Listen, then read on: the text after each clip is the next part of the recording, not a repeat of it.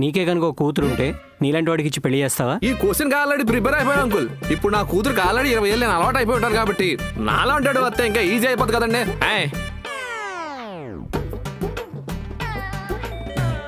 మేడు వచ్చినట్టుందండి.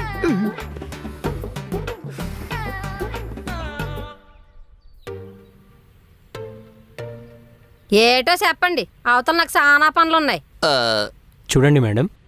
మేడమా? నన్ను మేడం అంటారేటి? మంగమ్మ గారు ఆయన అంతే, మగవాళ్ళని సారని ఆడవాళ్ళని మేడం అని పిలుస్తూ ఉంటారు, గౌరవం. మరి ట్రైన్లో చప్పట్లు కొట్టుకుంటూ ముందుకొస్తుంటారే వాళ్ళేమంటారండి? జనరల్ భోగి నాలెడ్జ్ అండి. అది వదిలేండి మేడం. నేను మా అమ్మాయిని మదన్కి ఇచ్చి పెళ్లి చేద్దాం అనుకుంటున్నా. అలాగండి. అవునండి, దానికి మీ హెల్ప్ కావాలి. తప్పకుండానండి. ఇల్లు ఉడిచినందుకు 500, బట్టలు తినందుకు 600, ఇంకా మంగమ్మ గారు ఆయన అంటున్న హెల్ప్ అది కాదండి. అంకుల్ మీరు చెప్పండి. అదేనండి, అంటే నేను బ్యాక్గ్రౌండ్ వెరిఫికేషన్ చేస్తున్నాను. మీరు మదన్ గురించి వాళ్ళ అమ్మగారి గురించి చెప్పాలి. మదన్ బాబు చాలా మంచోడండి. నెల జీతం కరెక్ట్గా ఇచ్చేస్తారండి. ఇంకా నెట్ఫ్లిక్స్ అకౌంట్ కూడా నేను కూడా వాడుకుంటానండి. This is the one of the reason for the class question అండి. సరే, అది వదిలేండి.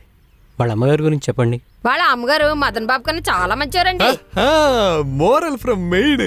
చూడండి మేడం, నాకు ఆవిడ గురించి కొంచెం తెలుసు. ఇప్పుడు మీరు చెప్పే దాని మీదే నా కూతురి భవిష్యత్ ఆధారపడి ఉంది. నిజం చెప్పండి. అంటే ఆయన ఉండగా ఆవిడ గురించి చెప్పడం.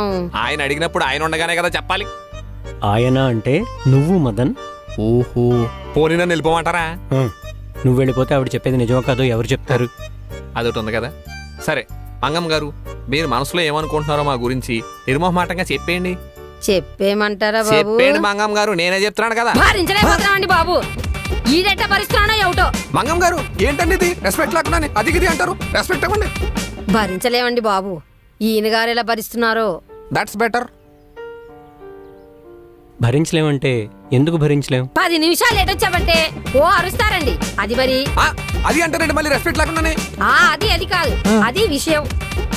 దాని గురించి చెప్పండి. దాన్ని అంటారంటే మళ్ళీ రెస్పెక్ట్ లేకుండా మా అమ్మని పట్టుకుని. దాని గురించి అంటే ఆ విషయం గురించి చెప్పమని, మీ అమ్మగారి గురించి కాదు మదన్. ఓకే. ఒక్కరోజు ఒంట్లో బాగొక సెలవు తీసుకున్నామో ఎంత అరుస్తారో తెలుసా? సెలవు లేదు గిలవలేదు, జ్వరానికి మాత్ర వేసుకుంటే తగ్గిపోతుంది. రేపొద్దున వచ్చేయి. నేల మీద చిన్న మరక కనపడినా చాలండి గట్టిగా అరుస్తారండి, నువ్వేం తుడుస్తున్నావు అని. ఏంటా చిమ్మటం? సోఫా కింద చిమ్మేవా? దాని మీదే తుడుస్తావు, మరకలు ఎలా పోతాయి? కర్మరా బాబు, చాలా సాడిస్ట్ అండి ఆవిడ. కష్టపడి బట్టలు ఉతికి అంట్లు దోమి బాత్రూమ్ గడికి రోజు అయితే. అసలు బాత్రూమ్ గడిగావా? తడి బట్ట పెట్టావా లేదా? చాలా పిసినాడదండి. నెల జీతం కూడా కట్ చేసి ఇస్తుందండి. కిందటి నెల జీతం ఇంకా ఇవ్వను కూడా ఇవ్వలేదండి. 750 ఫోన్ పే చేశా. రోజు వచ్చాను కదా మేడం. రోజు మెయిన్ లేంగా. ఇంకా ఫ్లాట్ శుభ్రంగా ఉండాలని చెత్త తీసుకెళ్లి ఎదురింటి ఫ్లాట్ లో పెడితే అయ్యగారే చెత్త తీసుకెళ్లి పారేస్తారండి. అయ్యగారు చాలా మంచోరండి. సచ్ ఔరత్ స్వచ్ఛ భారత్. అయ్యగారు అంటే మీరు కాదండి, ఇక్కడ వాచ్మెన్ ని అందరూ అయ్యగారు అని పిలుస్తారండి. అదంతా కాదండి అంకుల్, మామ చాలా మంచిది. మీకు ఎన్నిసార్లు బిర్యానీ ఇవ్వలేదు? ఎలా ఇచ్చారో మాకు తెలుసు. బిర్యానీ ఎక్కువైతే పడేయడం ఎందుకురా? రేపొద్దున దానికి ఇచ్చేద్దాంలే. ఆ బిర్యానీ నేనే పని మనిషికి ఇచ్చానండి. ఏంటి మీకు పని మనసు ఉందా? ఫ్రెండ్ చెప్పాలంటే ఇక చాలా ఉన్నాయండి. సరిపోతుందండి. నేను మొదటిసారి ఆవిడని కలిసినప్పుడు ఏదైతే అనుకున్నానో మీరు చెప్పింది కూడా అలాగే ఉంది. చివరిగా ఒక్క ప్రశ్న, మీకే గనుక ఒక కూతురుంటే మదన్కి ఇచ్చి పెళ్లి చేస్తారా?